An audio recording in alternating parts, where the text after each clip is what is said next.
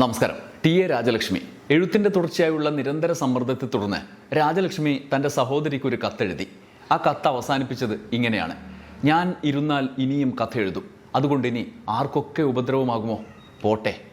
കത്തെഴുതി തൊട്ടടുത്ത മണിക്കൂറുകളിലൊന്നിൽ 1965 ജനുവരി 18 ഒറ്റപ്പാലത്തെ NSS കോളേജിൽ നിന്ന് വാടക വീട്ടിലേക്ക് അസാധാരണമായി മടങ്ങിപ്പോയ രാജലക്ഷ്മി കഥയോടുള്ള യുദ്ധം അവസാനിപ്പിച്ചു. ജീവിതത്തിന് ഫുൾ സ്റ്റോപ്പ് ഇട്ടു. ആത്മഹത്യ ചെയ്തു. ആത്മഹത്യ ഭീരുത്വത്തിൻ്റെ ലക്ഷണമാണ് എന്ന് ആത്മഹത്യ എന്ന തൻ്റെ കഥയിൽ എഴുതി വെച്ച രാജലക്ഷ്മി എന്തിനായിരിക്കും ജീവിതം അവസാനിപ്പിച്ചത്? 35 വയസ്സിനുള്ളിൽ ഒരു മലയാളി എഴുത്തുകാരി അല്ലെങ്കിൽ എഴുത്തുകാരൻ ആഗ്രഹിക്കുന്ന, മോഹിക്കുന്ന, എത്തിപ്പെടാൻ സാധ്യതയുള്ളതിൻ്റെ അങ്ങേയറ്റം പ്രശസ്തിയിലും പ്രതിഭയിലും വിഹരിക്കവേ അവർ പാതി വഴിക്ക് തൻ്റെ യാത്ര അവസാനിപ്പിച്ചത് എന്തിനായിരിക്കും? മലയാളത്തിൽ ഇന്നും വായിച്ചു തീരാതെ വായനക്കാരിൽ വായിക്കാനുള്ള അദമ്യമായ മോഹം ബാക്കിയാക്കി ജീവിതം അവസാനിപ്പിച്ച എഴുത്തുകാരി രാജലക്ഷ്മിയുടേതായി ചുരുക്കം ചില എഴുത്തുകളെ നമ്മുടെ മുമ്പിൽ ലഭിച്ചിട്ടുള്ളൂ. കിട്ടിയതിൽ തന്നെ ഒരു നോവൽ അവർ പാതി വഴിക്ക് ബാക്കി കത്തിച്ചു കളഞ്ഞു. ഉച്ചവെയിലും ഇളം നിലാവും. രാജലക്ഷ്മിയുടേതോ രാജലക്ഷ്മിയെക്കുറിച്ചോ ഉള്ള എന്തെഴുത്തും എവിടെ കണ്ടാലും എപ്പോഴും അറിയാനുള്ള ആകാംക്ഷ ഉള്ളിൽ സൂക്ഷിക്കുന്ന നിരവധി മലയാളികളുണ്ട്. അക്കൂട്ടത്തിൽ ഒരാൾ കൂടിയാണ് ഞാനും. അങ്ങനെ ഒരു പുസ്തകം വായിച്ചത് നിങ്ങളോട് കൂടി പറയാം എന്ന് കരുതിയാണ് വന്നത്. രാജലക്ഷ്മി ഒരു കൊടുങ്കാറ്റിൻ്റെ ഉദയം എന്ന പേരിൽ ഡോക്ടർ കെ ആശ എഴുതി മാതൃഭൂമി പ്രസിദ്ധീകരിച്ച ഒരു ജീവചരിത്രം, അവരുടെ എഴുത്തുകളെക്കുറിച്ച്, അവരുടെ വ്യക്തി ജീവിതത്തിലെ പ്രതിസന്ധികളെക്കുറിച്ച് ഒരു വഴികാട്ടിയായി പ്രവർത്തിക്കുന്ന പുസ്തകം ഒരു കൊടുങ്കാറ്റിൻ്റെ ഉദയം. ഡോക്ടർ കെ ആശ നേരത്തെ മാധവിക്കുട്ടിയുടെ ജീവിതം അടക്കം എഴുതിയിട്ടുണ്ടെങ്കിലും രാജലക്ഷ്മി മലയാളിയെ എന്നും ഭ്രമിപ്പിച്ച എഴുത്തുകാരിയാണ്.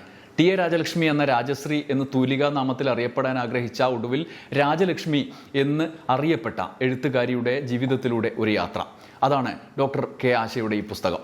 ഒരു എഴുത്തുകാരി എത്ര മാത്രം കാലം കടന്നു പോയാലും വീണ്ടും വീണ്ടും പലമട്ടിൽ എഴുത്തുകളിലൂടെ ഓർമ്മിക്കപ്പെടുന്നുണ്ട് എന്നത് അവരുടെ വ്യക്തി എഴുത്തു ജീവിതത്തിൻ്റെ കനം ആണ് വ്യക്തമാക്കുന്നത്. രാജലക്ഷ്മി സമഗ്രാർത്ഥത്തിൽ ഒരു ദാർശനിക പ്രശ്നമാണ്. എഴുത്തിനും വ്യക്തിക്കുമിടയിൽ സംഘർഷത്തിൽ ജീവൻ നഷ്ടപ്പെട്ട രക്തസാക്ഷി. അവരുടെ ഭൂതകാലം, കുടുംബം, എഴുത്തിന് ശേഷം, അതായത് മരണം, ഇപ്പോൾ മരണാനന്തരം. ഇതാണ് ഡോക്ടർ കെ ആശ ഇതിൽ എഴുതുന്നത്. ആഴത്തിലുള്ള പഠനം എന്നുള്ളതിനേക്കാൾ രാജലക്ഷ്മി ആരാണ്, എന്താണ്, എങ്ങനെയാണ് എന്ന് അറിയാനുള്ള ഒരു യാത്രയായിട്ടാണ് ഈ പുസ്തകം എനിക്ക് തോന്നിയത്. അതാണ് കൊടുങ്കാറ്റിൻ്റെ ഉദയം. രാജലക്ഷ്മിയുടെ മരണത്തിലേക്കുള്ള യാത്ര ആരംഭിക്കുന്നത് ഒരു ഞായറാഴ്ചയാണ്. ഡോക്ടർ കെ ആശ എഴുതുന്നത് ഇങ്ങനെയാണ്: ഞായറാഴ്ച രാത്രി ജീവിതത്തിലെ അവസാന ഉത്തരവാദിത്തങ്ങൾ തീർക്കാനുള്ള തത്രപ്പാടിലായിരുന്നു രാജലക്ഷ്മി. ഒറ്റപ്പാലം NSS കോളേജിലെ വകുപ്പ് മേധാവി എന്ന നിലയിൽ പൂർത്തീകരിക്കേണ്ടിയിരുന്ന ജോലികൾ തീർത്തുവെച്ചു അവർ. മൂല്യനിർണ്ണയം നടത്തിയ പരീക്ഷാ പേപ്പറുകളും അതിൻ്റെ മാർക്ക് ലിസ്റ്റും മേശപ്പുറത്ത് അടുക്കി വെക്കുക, കുട്ടികളുടെ റെക്കോർഡ് ബുക്കിൻ്റെ കണക്ക് തയ്യാറാക്കി വെക്കുക തുടങ്ങിയവ ചെയ്തതിന് ശേഷം സഹോദരി സരസ്വതി അമ്മയ്ക്ക് ഒരു കത്തും എഴുതി വെച്ചാണ് രാജലക്ഷ്മി ഉറങ്ങാൻ പോയത്. ആ കത്ത് ഇപ്രകാരമായിരുന്നു: സത്യ, ഇത് വലിയ ദ്രോഹമാണ് എന്നെനിക്കറിയാം. എന്നോട് ക്ഷമിക്കുക. അമ്മയെ എങ്ങനെയെങ്കിലും പറഞ്ഞ് സമാധാനിപ്പിക്കൂ. ഇതൊക്കെ ദ്രോഹമാണെന്ന് എനിക്കറിയാം. അമ്മയോടും സത്യയോടും ചെയ്യുന്ന ദ്രോഹം. പക്ഷേ എനിക്കിത് വയ്യ. കഥ എഴുതാതെ ഞാൻ 2 കൊല്ലം ഇരുന്ന് നോക്കി. അതും എന്നെക്കൊണ്ട് സാധിക്കില്ല. വല്ല പേപ്പട്ടിയെയും പോലെ ഞാൻ തൊടുന്നതൊക്കെ വിഷം ആവുകയാണെങ്കിൽ ഞാൻ പോട്ടെ സത്യ. ഇങ്ങനെ ഇരിക്കുന്നതിന് ഒരർത്ഥവുമില്ല. അമ്മ എനിക്ക് മാപ്പ് തരുമായിരിക്കും എന്നാണ് അവരാ കത്ത് അവസാനിപ്പിക്കുന്നത്. എഴുത്തുണ്ടാക്കിയ സംഘർഷത്തിൽ ജയിക്കാൻ കഴിയാതെ നിസ്സഹായയായി നിൽക്കുന്ന എഴുത്തുകാരിയുടെ പ്രതിസന്ധി ഘട്ടം. അതിനെ തരണം ചെയ്യാൻ അവർക്ക് കഴിഞ്ഞില്ല. അവിടെ അവർ തോറ്റുപോയി. 1965 ജനുവരി 18 തിങ്കളാഴ്ച, അതായത് തൊട്ടു പിറ്റേന്നാൾ, ആ കത്തെഴുതിയതിൻ്റെ തൊട്ടടുത്ത ദിവസം ആണ് അത് സംഭവിച്ചത്. പുസ്തകത്തിൽ എഴുതുന്നത് ഇങ്ങനെയാണ്: പതിവ് പോലെ വീടിനു പുറത്തെ കുളിമുറിയിൽ കുളിക്കാൻ പോയ രാജലക്ഷ്മി ഏറെ നേരം കഴിഞ്ഞിട്ടും വരാത്തതിനെ തുടർന്ന് അമ്മ കുളിമുറിയുടെ കതക് തുറന്നപ്പോൾ മകളെ അവിടെ തൂങ്ങി മരിച്ച നിലയിൽ കാണുകയായിരുന്നു. ഒരമ്മയ്ക്കും താങ്ങാവുന്ന കാഴ്ചയായിരുന്നില്ല അത്. ആ കാഴ്ചയുടെ ആഘാതത്തിൽ നിന്ന് മരണം വരെയും അവർ മോചിതയായതുമില്ല.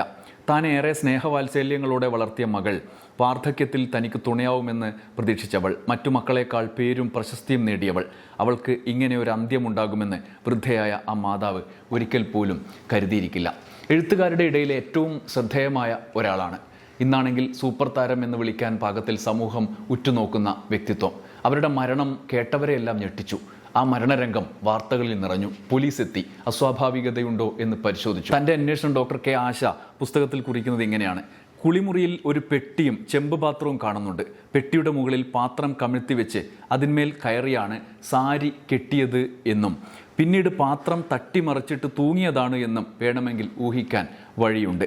മരിച്ചു കിടക്കുന്ന രാജലക്ഷ്മിയുടെ മുഖത്ത് ഭയാനകതയോ പ്രശാന്തതയോ ഇല്ല.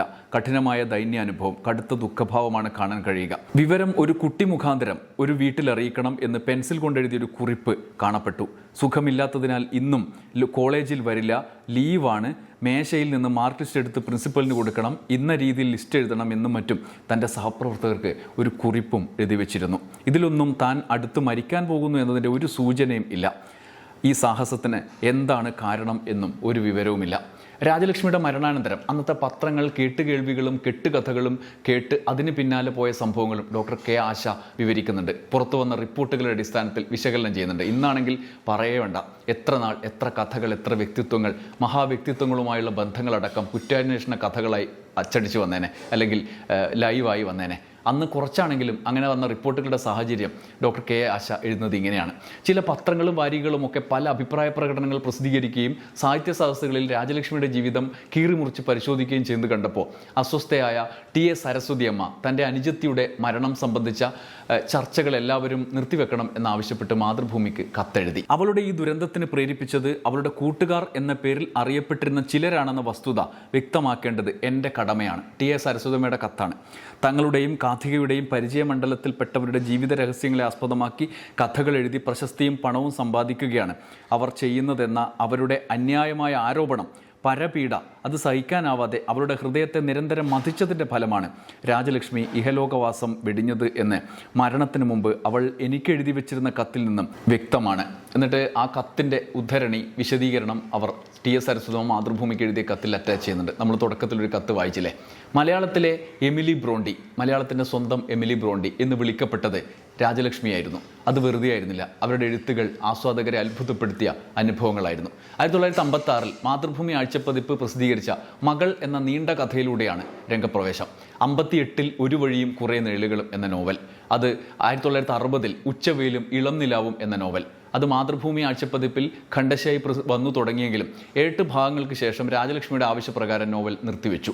തങ്ങളുടെ കഥയാണ് രാജലക്ഷ്മി വിറ്റ് കാശാക്കുന്നതെന്ന ചില ബന്ധുക്കളുടെയും അടുപ്പക്കാരുടെയും ആക്ഷേപമാണ് കാരണമായത്. കംപ്ലീറ്റ് എഴുതിയ നോവലാണ്, പക്ഷേ പാതി വഴിക്ക് നിർത്തി.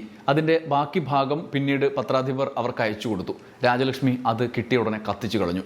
പിന്നീട് വർഷങ്ങളോളം എഴുതാതിരുന്നു. എന്നാൽ അതിന് അവർക്ക് കഴിയുമായിരുന്നില്ല. 1965 ഞാനെന്ന ഭാവം എന്ന നോവൽ മാതൃഭൂമി ആഴ്ചപ്പതിപ്പിലൂടെ പുറത്തു വന്നു. ജീവിതം തന്നെ രചനയ്ക്കുള്ള ഉപാധിയാക്കിക്കൊണ്ട് അവർ നടത്തിയ പരിശ്രമങ്ങൾ സമൂഹത്തിൽ നിന്ന് ഒറ്റപ്പെടുത്തുവാൻ കാരണമായി. വളരെ ചെറുപ്പത്തിലെ ഉന്നതങ്ങൾ കീഴടക്കിയ എഴുത്തുകാരി എഴുത്തിനോട് പടവെട്ടി സമൂഹത്തിൻ്റെ ആക്രമണത്തിൽ തോറ്റു പിൻവാങ്ങി. രാജലക്ഷ്മിയെപ്പോലെ ഒരു എഴുത്തുകാരിയെ സ്വീകരിക്കാൻ പോകുന്ന കെൽപ്പില്ലാത്ത ഒരു സാമൂഹ്യാവസ്ഥയിൽ മറ്റു മാർഗങ്ങൾ അവർക്ക് മുന്നിലായിരുന്നു. ആണധികാരത്തിൻ്റെ വീമ്പിലും മറ്റും പുളകം കൊണ്ട മാനദണ്ഡങ്ങൾ ഒരു പെണ്ണെഴുത്തിനെ സ്വീകരിക്കാൻ പോകുന്നതായിരുന്നില്ല.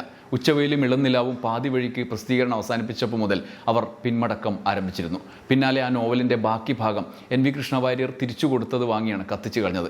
അതുവഴി വീണ്ടും അത് കഴിഞ്ഞ് 65 എഴുത്ത് പുനരാരംഭിക്കുമ്പോൾ അത് അവസാനത്തെ എഴുത്ത് യാത്രയായിരിക്കുമെന്ന് അവർ കരുതിയിട്ടുണ്ടാവുമോ? എന്തായാലും വായനക്കാർ കരുതി കാണില്ല.